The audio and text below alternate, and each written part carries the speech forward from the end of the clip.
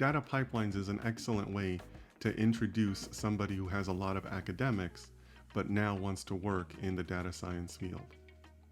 The first challenge is that not all data is clean data. But as we all know, that's not how data works in the real world. So it's helpful to take my first year data scientists and have them work when the data is not clean, where you have to account for outliers, you have to account for missing values. Helping them understand that process and how to work with that data is very valuable. The second part that I teach my first years is also about collecting data from different sources. One day you're working in a database, the next day you're working from PDFs or other sources that are out there.